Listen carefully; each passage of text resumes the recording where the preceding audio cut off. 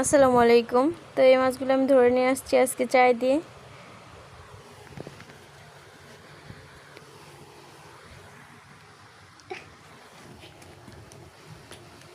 এই যে, তো আমি রান্না করবো এই মাছগুলো এখন।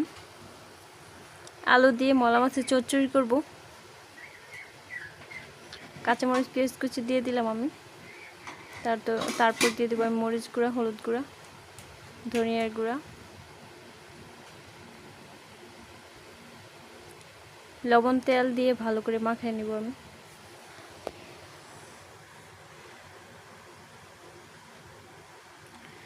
তারপর বসিয়ে দিলাম মাটির চুলায়। মাটির চুলায় রান্না করার স্বাদই আলাদা। এখানে বলক চলে আসছে।